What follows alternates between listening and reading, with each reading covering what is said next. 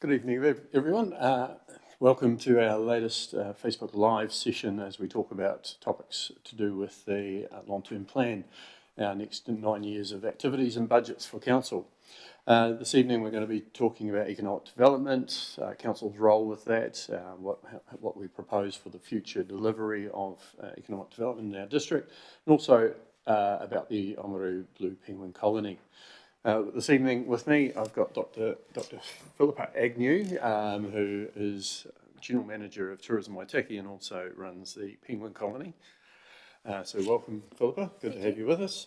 And we've got our CEO, Alex Palmley, who will be joining us as well to discuss the topics and perhaps give some more of the detail of our economic development strategy along the way as well. So anyway, welcome to you both. Thank you.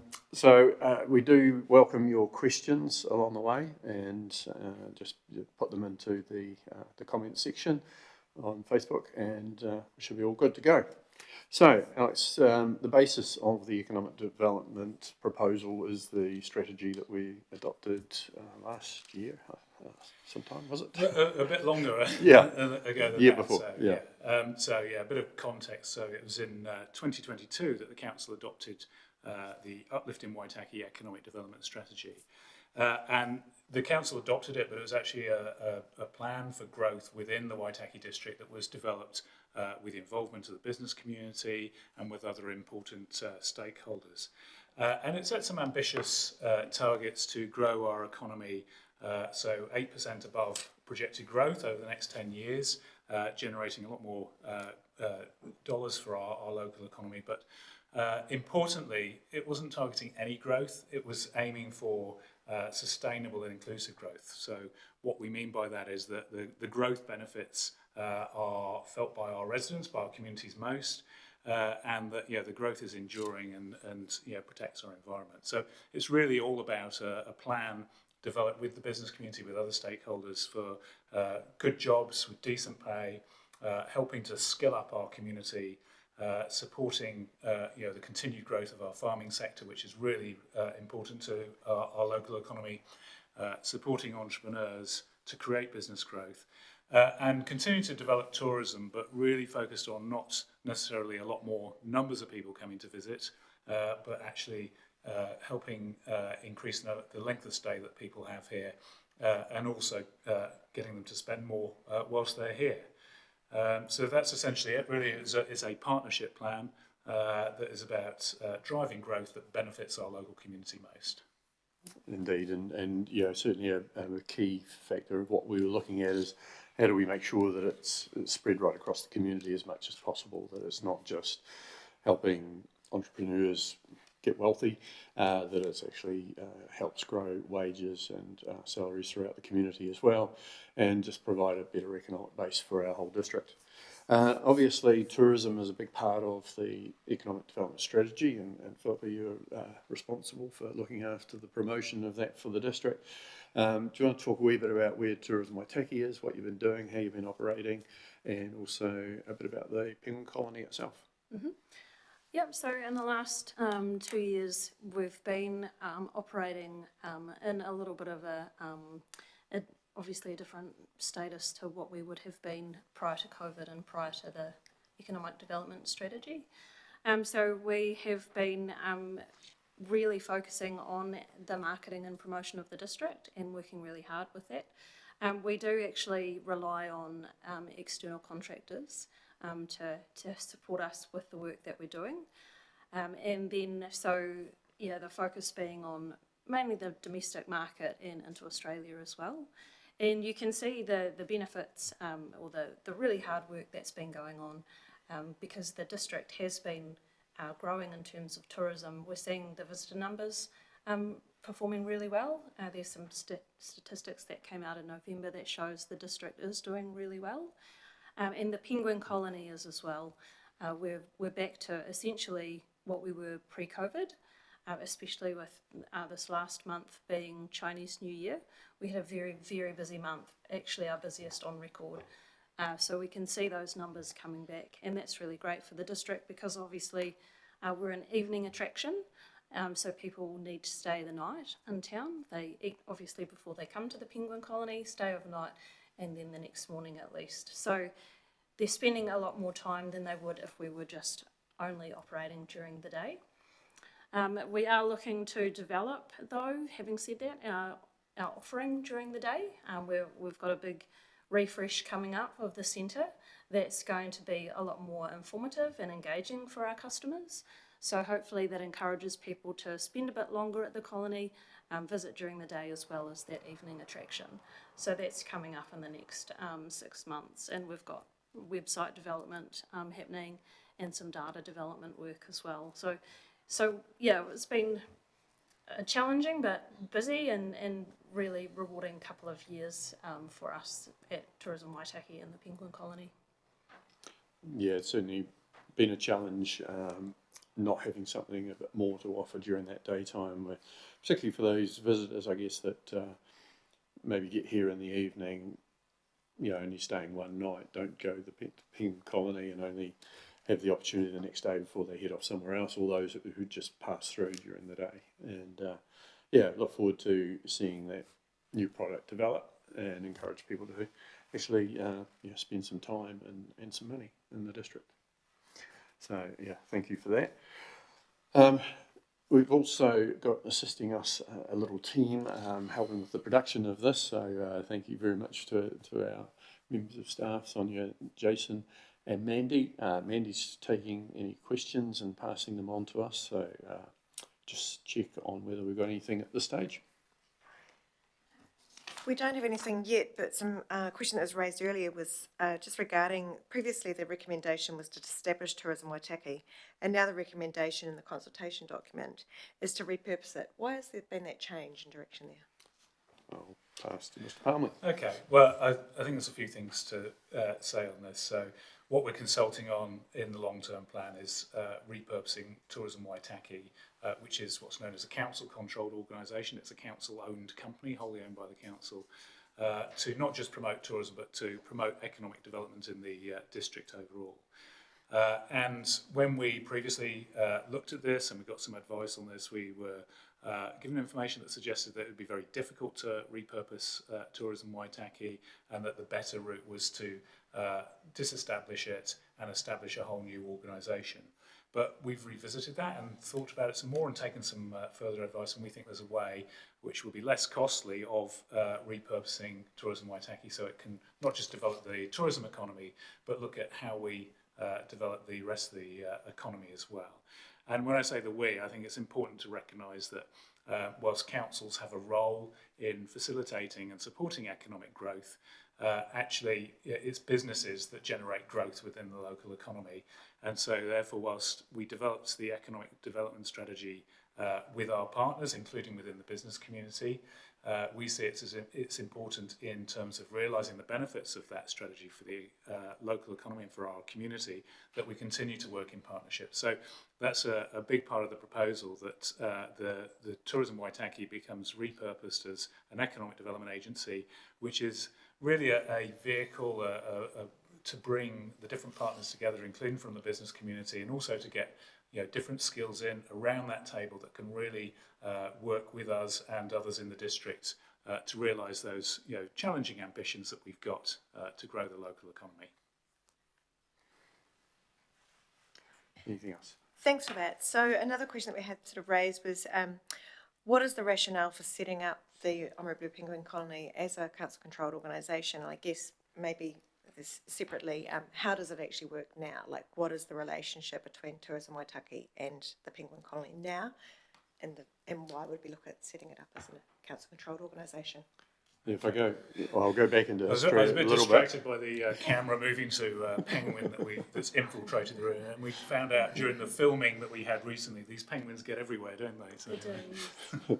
I mean, the history was that obviously the Penguin Colony itself was very much community-led initiative, and at some stage back in around 2000, there was a change in the direction overall. There was quite an investment by the council of that day to get to get a sewage line that going down to the colony area, and to be able to basically expand and put buildings up and so on. So over time that happened, and the council took over the I guess the ownership of the business as such. The Tourism Waitaki managed the colony on behalf of council, and that was an activity that they did. They were paid a contract fee, and that was the way it operated for quite some time. At some point in I think around about 2012, something like that, I think, the colony was actually handed to Tourism Waitaki, so it actually became owned by Tourism Waitaki itself. So currently it sits within Tourism Waitaki, and the proposal was taking it outside of that, setting it up as its own company, if you like, just so that it's at arm's length from all of the other ones. Alex, you might want to go into the detail about some of the benefits of doing that. Yeah, I'll say a bit more about that, and then maybe Pip might want to talk about some of the thoughts about where the penguin colony might be able to develop. But I think the starting point is that council recognises that the penguin colony is a really important environmental asset, and it's a community asset as well that the community hold dear to their hearts, and it also generates a lot of visitors to the district, and a lot of evidence that there are many visitors that come that otherwise might not come to the district. But I think in terms of the proposal, as you said, it currently sits within Tourism Waitaki, and the question is, where is the best place for the colony to sit to be successful in the future, and what is the potential of it to develop further, both in terms of the environmental offer, but also in terms of that visitor offer as well. Tourism Waitaki, its essential role is to focus on developing the wider tourism economy and promoting the district. If that became an economic development agency, it would have a wider remit, and we're just questioning, is that the best place for the penguin colony to sit, or would it be better sitting in its own company? So we see that there could be benefits in this. So if you had a dedicated management and governance that is just looking at the penguin colony, its future, how we develop it both environmentally and broaden that offer, then we think there'd be real advantages in that focused management and governance that can not just secure the future for it, but make sure that future is really bright and it becomes an even more stronger environmental and community asset for the district.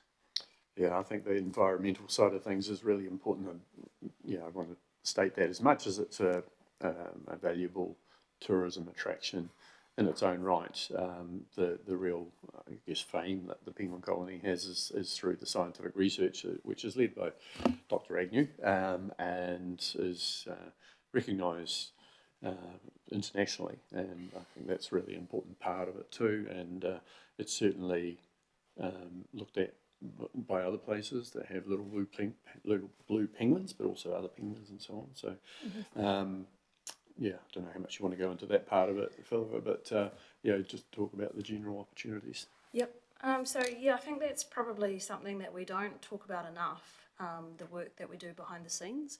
And it's really unusual for tourism operations to actually do as much work as we do. So we do a lot of monitoring, we do scientific research, so we deploy data loggers to find out where the birds go, all about their foraging ecology. We've published publications, we organise a conference every 2 years, we support other community groups in that we train in how to insert microchips into little penguins, and so the list goes on, and we do a lot of work to support the penguins and ensure the population is stable and growing. And that work we see as a core part of the business going forward, of course. So there won't be any threat to that changing as the business grows through time. But what we do want to do, or do want to see with the developments, is to bring that data to life for our customers a little bit more. So that's one of the goals.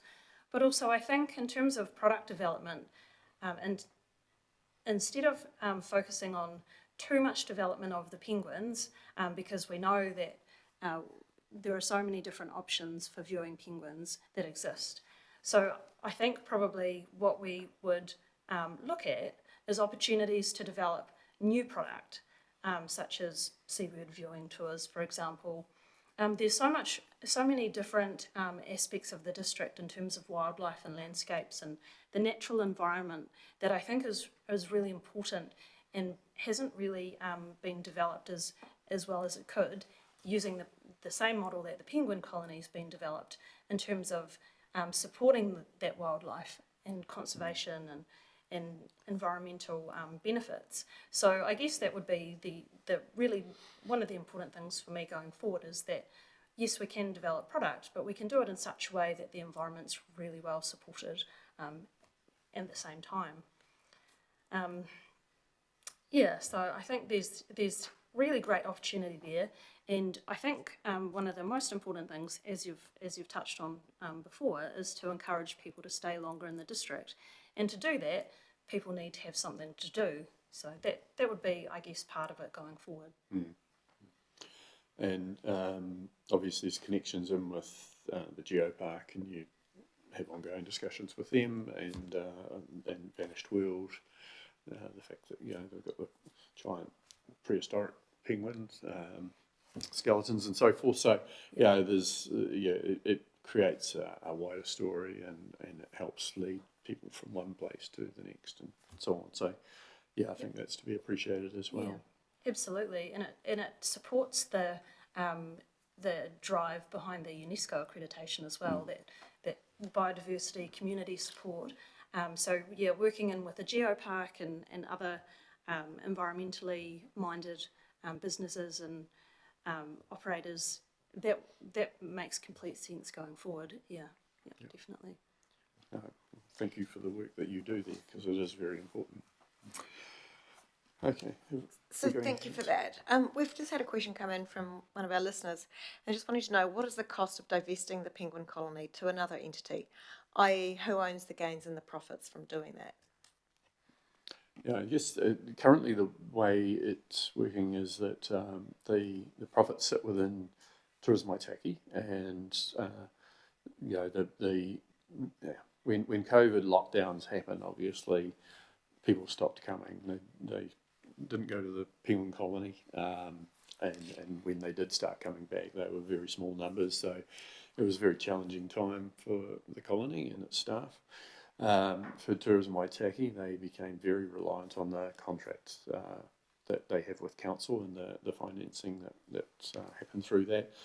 But now it's back to a level where you're living off the proceeds of the penguin colony to promote the district, and to also make sure you're doing all of that scientific research, etc. So it's that's where it's currently sitting. If it moves outside of that, the profits would sit within the CCO, the council-controlled organisation that was owning the penguin colony and running the penguin colony. No decision at all has been made on what use of the funds might be, whether some of them go back to tourism promotion or running an economic development agency. That all remains to be seen. It's really looking at what the benefits are of separating it out and running it more as a single unit. I think to add to that, I mean, I've heard the word assets in there. So at the moment, it's a community asset which is vested in the council. So the council owns the land, and there's no proposal that transfers to anyone else as part of this.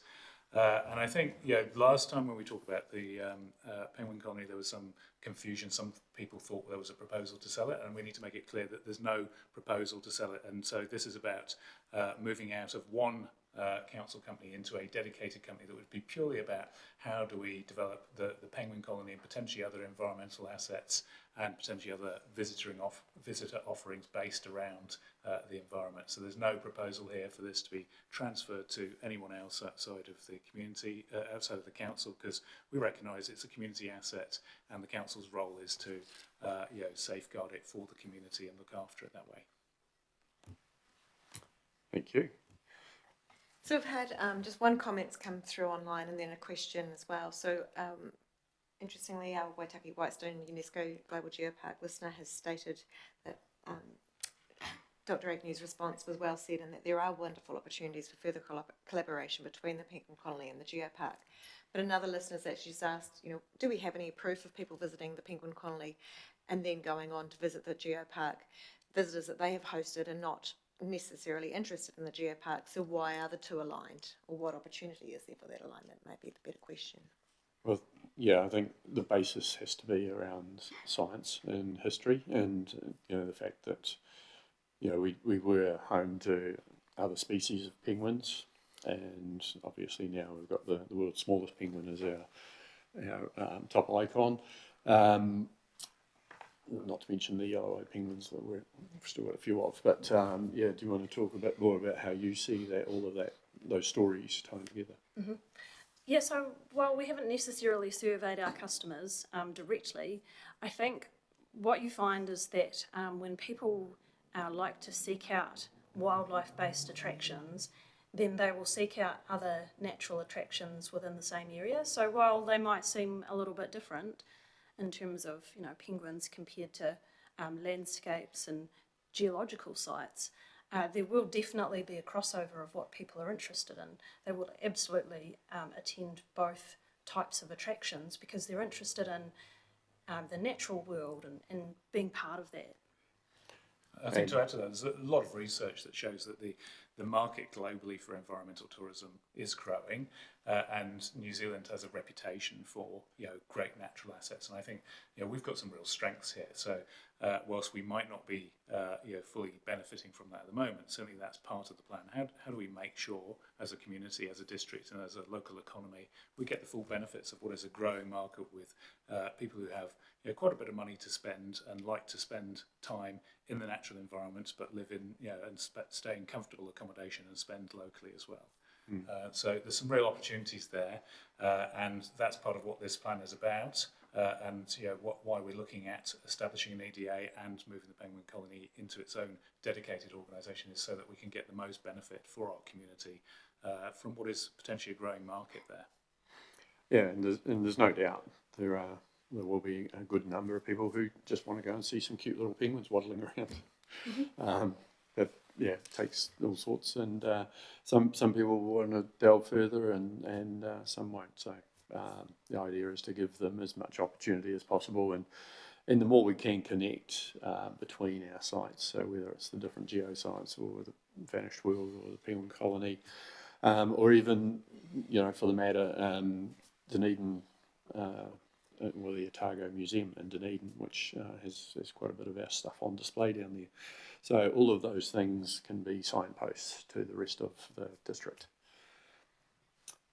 Mandy, anything more? Yes, indeed. Thank you for that. So we've got a comment here. We keep hearing about the Economic Development Agency, but there's no detail. Is this going to be a new arm of council? Well, at the moment, we've already got a economic development activity, a team, and Alex can go into the detail of that. So the idea is, that is happening internally at the moment. If we were to set up an arm's length economic development agency, it would be a council-controlled organisation, and obviously we're talking about repurposing Tourism Waitaki to actually be that. Tourism Waitaki used to be the Waitaki Development Board. And it had a broader remit than just tourism. It's kind of going back to the onward to the past. So Alex, do you want to talk about the team and how it operates now and the type of things that they do? Yeah, I mean, I think that's the unusual thing we've got here. So the tourism part of our economy, we've got a dedicated council company, a council-controlled organisation that's developing that, and then the rest of the economy, we've got a very small team within council who work with the business community to look at the opportunities to develop the local economy. So they are working on things at the moment to help deliver the economic development strategy. So we're working closely with a group of farmers around looking at, and we're into trials now of different products that have potential to continue to grow our farming sector in a really sustainable way, and there's some interesting work going on there. Do you want to talk a wee bit about the type of things that they're growing? Because people might think just food or whatever. Well, yeah, I mean, they're looking at the potential of medicinal plants, and so what we're looking at is, in the farming sector, dairy has been a big driver of Waitaki's economic growth in the past 20 years. How do we continue to grow in a sustainable way? And so a group of farmers working with the council and working with some experts that were brought in have looked at what the potential growth markets are, where the really high value markets are. And so they're trialling some medicinal crops, a range of different medicinal crops at the moment, with the support of council and with some expertise in there on those particular crops.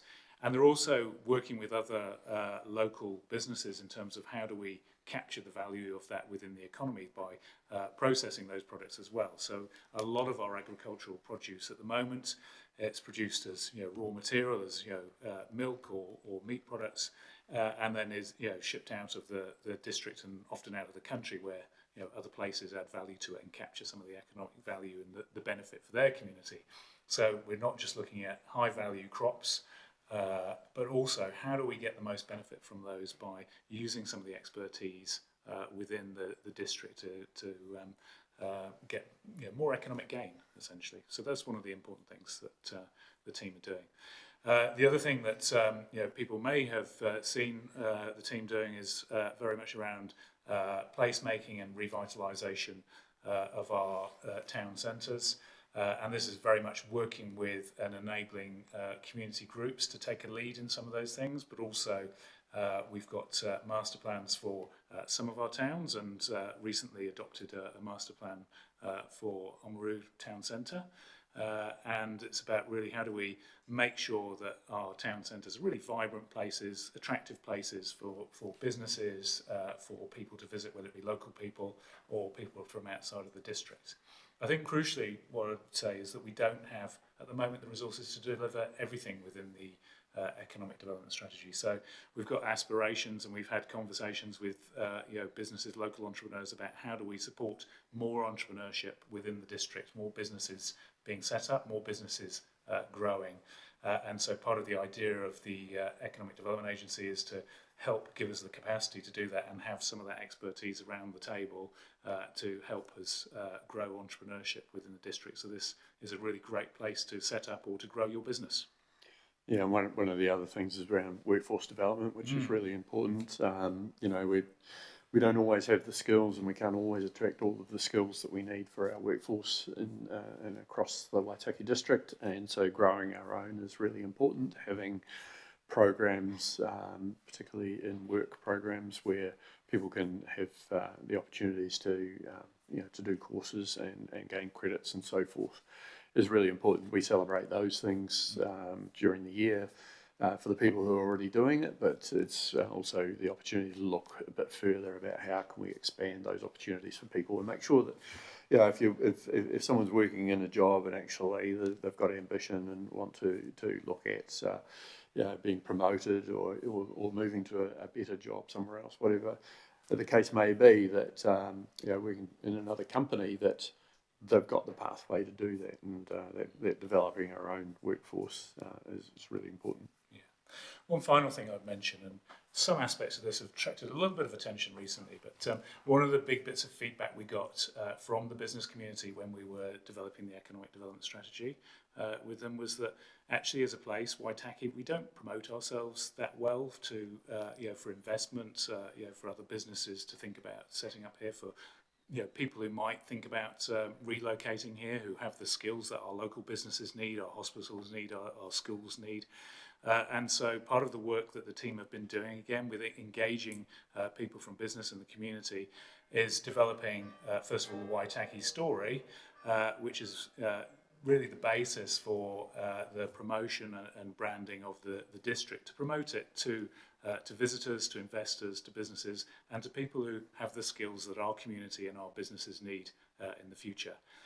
So that's been an interesting bit of work, and we've engaged with a lot of people who have shared their stories and what's important to them about Waitaki that have helped shape that work. But it's something that we heard loud and clear from the business community, that we need to work with them to better promote this place if we're going to get the quality jobs and the growth that we want to see here. And I do need to say, the sooner we get those town entrance signs replaced, the better. Mandy, any more questions? Yeah, we do have another question there. We've also had a comment come in from Mel Jones, who's online supporting this. She's our Community and Economic Development Manager, and she's just let us know that to what Mr. Palney was saying about us not being so good at promoting ourselves and sharing and talking ourselves up. She just said there's a forum targeted for April to share the learnings from the medicinal crop trial and other new crops and products with the farming community. So yeah, and then to further what you were saying before, there's a value-add example is the vacant space program where they've revitalised our places in Ōamaru, had really positive response from locals, from national media coverage as well, and it's resulted in permanent new tenants for the CBD, so some great work that's come out of that. And we do have another question that's come through. Oh, so yeah, I think that's responding to one of the questions that's come through. Do you have an example of value adding yet through one of your projects through the Economic Development Agency? It would be lovely to have an example. So that's there. Is there anything else to add to that you've got regarding the Main Street or anything else? No, I mean, I think that's probably our best example at the moment, that we've got businesses, now in the town centre here that we otherwise wouldn't have had. And I think that's also generating footfall within the town centre in what is a tough time, I think, for businesses, retail businesses in particular. So, we obviously can't make people go into shops and spend, but if we're doing anything to attract people into the town and make it more vibrant, that's got to be good for local businesses. So we've got another question that's come in. How will the new EDA be funded? Will funding come 100% from Waitaki District Council? So I think that's one of the things we want to address. So at the moment, it's envisaged that some of the funding would come from Waitaki District Council, and that that would be essentially the funds that we put into economic development and tourism currently. But we see that by having an EDA, there's probably opportunities to access other funding streams that we're not currently getting, so that we can bring more money in to help us develop the local economy. And when we've been looking at this with councillors, we've talked to other economic development agencies, including the agency in Timaru, and they've been really successful in drawing funds down from different government pots and other pots to help invest in developing their local economy. And I think that's one of the advantages an EDA could bring to us, is that real focus on getting that money in that is there. With the change of government, there's less of those pots of funding to bid for, but the game has changed with the advent of regional deals and also regional infrastructure funds. And we've heard recently about the government's increased focus on growth, and in particular around tourism. So we want to have conversations with government on that, but we think that through an EDA, where we've got the business community working alongside council and other stakeholders, we'll stand a lot better chance of getting some of those funds in to support growth, and it not being totally reliant on council funds. And to be fair, the reason it's taken so long to establish it is because we haven't had clarity around what that funding will be and what it will look like, and exactly where it will come from. And we certainly have some hope with regional deals and the government looking at basically rewarding growth in different districts, and if they would look at the potential growth that we can find here and actually return some of the GST that comes from that, then that would be a bit of a win, and certainly a big help to make the Economic Development Agency a more sustainable entity.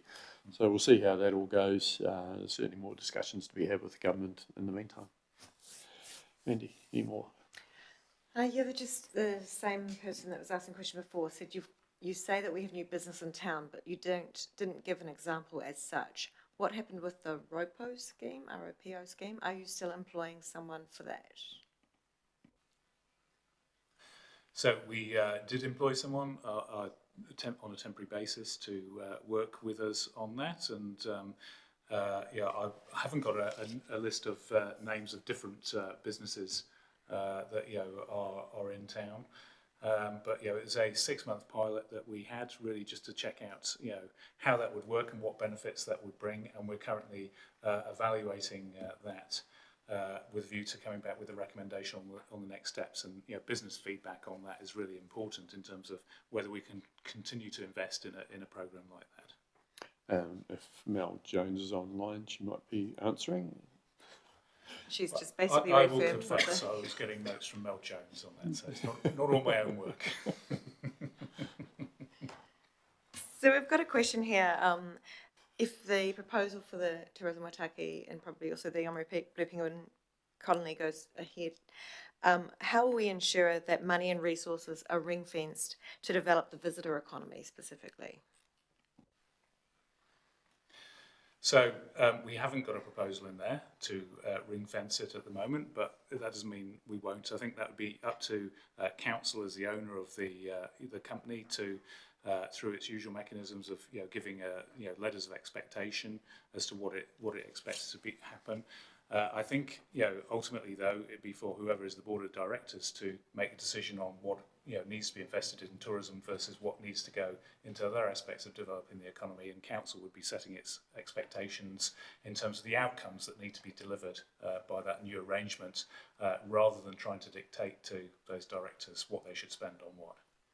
I think it's fair to say we do expect a reasonable reinvestment back in the business. We want to make sure that is kept operating really well, smoothly as possible, and things like the scientific function being funded properly. So making sure that we can still afford Philippa, and just make sure that that's happening, and also look at what are the opportunities to support the tourism sector in other ways. So no ideas, no fixed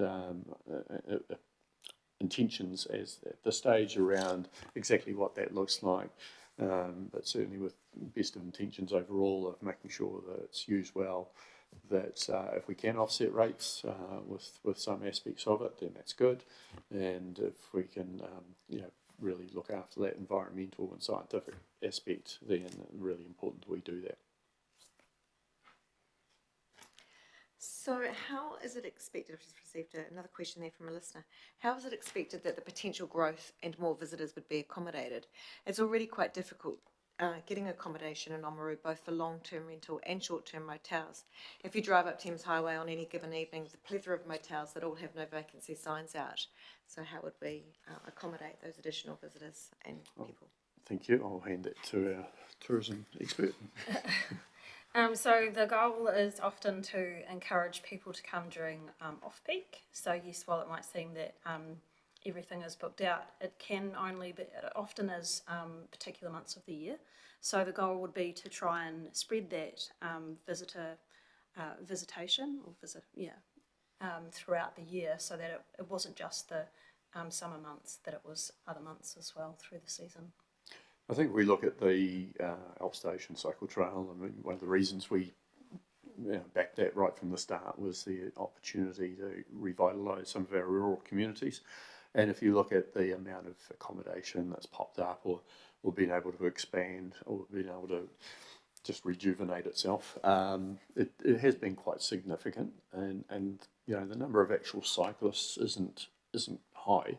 But it's a really important aspect of tourism that we want to encourage, which is slow tourism. It's people, they come here, they come here for 2 days to do the Alp Station. They come here for basically, most of a week. So, opportunities like that are really important. It's also looking at what are other opportunities, like the camper van and that market where people bring their own accommodation. That helps deal with some of the peaks, and also just looking at how do we broaden the seasons as much as possible.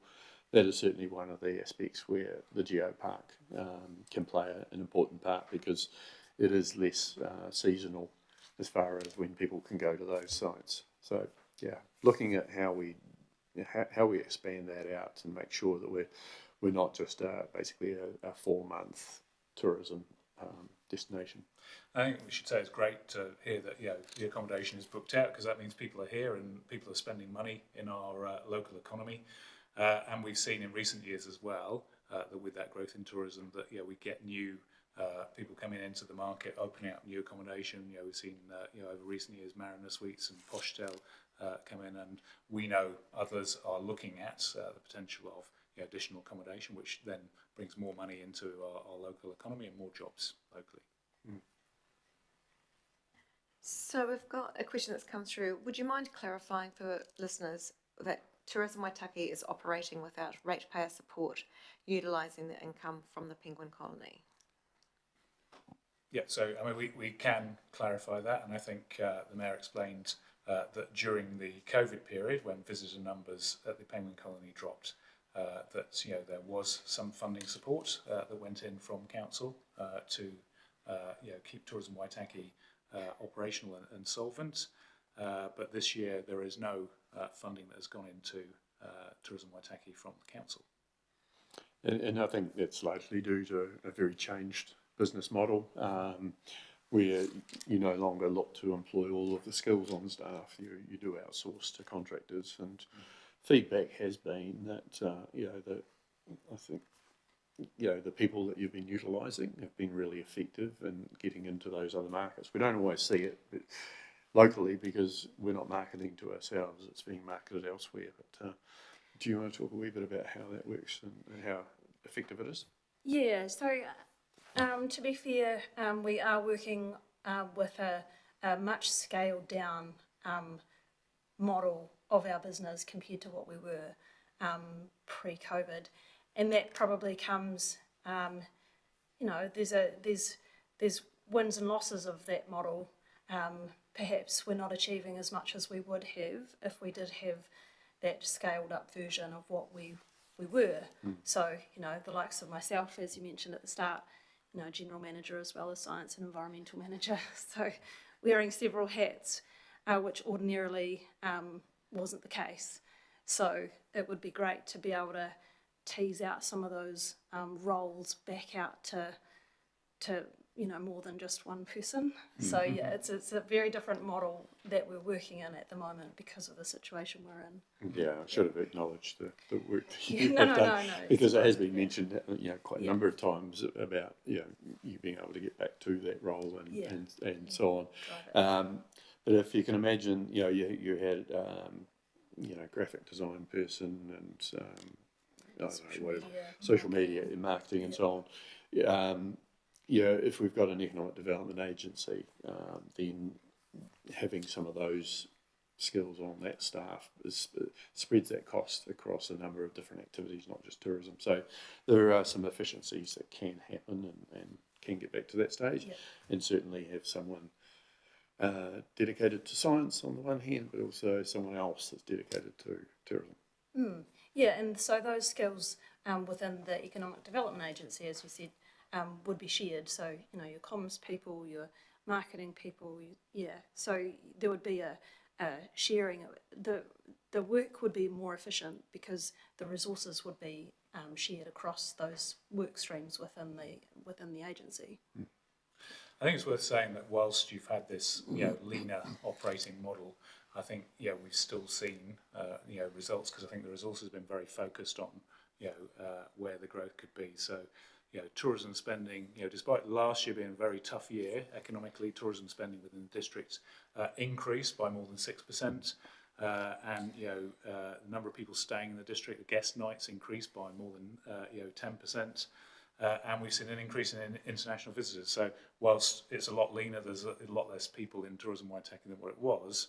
The focus of the effort is helping generate that growth for the district economy in what has been a really lean time. You can feed more data, aren't you? Yes. Very handy. Andy. We've just got one really positive comment that's come through. Credit where credit's due. Waitaki District Council's done a fantastic job of developing the harbour area over the last 10 years or so, and it has certainly helped to bring more people to the area, which is really positive to receive. Further to that, that's been talked. Further to that, just a question here. If the new CCO structures are endorsed through the consultation, when is it likely that they would go operational? Has that been discussed yet?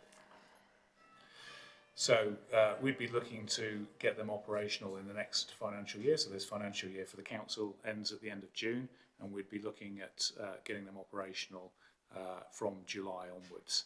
Whether they'll be operational from the 1st of July or not, we're not clear at the moment. We've got to, first of all, get through the consultation, listen to what the community has to say before we get too far ahead of ourselves in terms of planning the stand-up of those new arrangements. Anything else? I don't have any other questions at this stage. So. It's just a good point to remind people of our consultation, including our Q&A sessions that are happening around the district. So when's the next Q&A session that we're holding? That will be tomorrow. Tomorrow? So we're having a session at the Ōamaru, or the Waitaki Recreation Centre in Orwell Street. So that's going to be 6:30 till 8 p.m. tomorrow. But you don't have to be there for the whole time. So you're not committing an hour and a half of your life to listening about council stuff, no? Well, unless you're really, really, really keen. But no, it's an opportunity to pop in and have a conversation about what we're proposing in the long-term plan. The next day, we're having a session. Some of us will be popping up to the retirement village, and we're going to have a chat with some of the residents up there. And that evening, I think we're at Kakanui Hall. Kakanui School, I think. Kakanui School. Yes. Right, the school. Go to the school, don't go to the hall. And that's going to be 6:30 till 8 p.m. as well. Mm-hmm. And we're trying some different things as well. So, we love to, the people we hear from regularly at these consultations, but we also want to hear from more people that we don't always hear from. So we're trying different things. For example, we've got in Ahuriri a bus tour this Saturday. So Ahuriri residents, if you want to be on that bus tour and find out about some of the things that council is thinking about or planning within that area, then there's an opportunity to join council for that. If you're not aware of where the Ahuriri district, Ahuriri ward is, basically it's from Duntroon up. So it includes Kurau, Otapatata, Marama, Lake Village. So yeah, all of that section, 59% of the Waitaki district, in fact. So a bit of a bus tour just to get around some of those townships, and people are welcome to hop on the bus and go for a bit of a ride. But if you know where you stand on some of the things we're consulting on now, you can get your response to our consultation in. I think sometimes people think that council isn't listening to them. I can assure you that council is investing a lot in, first of all, trying to garner the views of people on the various different choices that we face. And there are some difficult choices for every council, including this council, in terms of how we spend what is more limited money and keep things affordable for the community. And I know the mayor and councillors in particular go through every single submission that we have and look at what it's saying there and try and come to the best decision for the district based on what the community feeds back to them. Yeah, we certainly want to read what you've got to say, and we've gone out with a 10.3% rate increase proposed for this coming year. We don't want to finish up with that. We want something that's smaller than that, and your feedback may help target where those cuts might happen. So as much as we still want to achieve things, and as much as we've got things we have to do, it's looking at where are the things that we can cut back and where are the good things that we can still make happen. So look forward to your feedback. Please do make a submission. Okay. We do have another question that's come in. So are you working with building owners of Main Street properties? There are many empty shops, but if you look at the real estate websites, there are 0 retails for lease listing. How do we attract out of town or new businesses where some of those properties don't even have lease signs in the windows? So I think as part of the work we're doing, one of the things we want to do is get the empty buildings being used, and we are working with agents to get those buildings into use. We're doing some work as well. So part of that place-making revitalisation work was about how do we make it easier as council? How do we unblock things so it's easier to get buildings back into use? And also thinking about we've got shop units, we've got spaces above shop units, and some people, including the former local MP, have done a really good job of converting above shops to living space. And so we're looking at how do we make it easier for people to do that. Clearly, we have to work within regulations that are given to us by Parliament, but we want it to be as smooth a path as possible. And we continue our work, particularly on heritage buildings, to make sure we're supportive of people who want to bring our lovely heritage buildings back into use, so that we've got more people working, opening businesses, and living within our town centres. Yeah, certainly. It's things like first floor living, first floor apartments in the main street are good opportunities, but they the Building Control Act does make it challenging around fire separation. So I'm there for a good reason. You know, we've experienced fires in upper story buildings in the main street. Waimate has had a pretty disastrous fire a number of years back in that exact type of situation. So we need to get it right, but it's how do we smooth the pathway and make sure that those opportunities are there and we get the most utilisation of our main street and provide some extra housing along the way. We've just got one of the comments have come in to say that if you're going to open up residential spaces above the shops, then they will require to be earthquake proofing, which is huge dollars there. Yeah, we recognise it's challenging and for building owners and people who want to occupy those buildings. So that's why we're trying to make it as smooth a process as possible and support building owners and those who want to lease those buildings as much as possible. Anything else? So No, is that a good that's point everything. to wrap it up? I think we can wrap it up. So Philippa, anything you want to add? Finish off? No, I don't think so. No. Okay. Right. Well, thank you very much, everyone, for joining us. Hopefully, it's been informative. Again, please, if you've got any thoughts that you want to share with us, make a submission. You can go online and you can get a hard copy, whatever you need to do. There is going to be a wraparound on the Ōamaru Mail this week. So there's on the outside of the Ōamaru Mail, it's going to be a total cover, giving more details, more information on the long-term plan and our consultation. So please take the time to look at that. If you don't get a physical copy of the Ōamaru Mail, you can go online to the digital version of that and you can see it in there. So please take the opportunity to do that as well.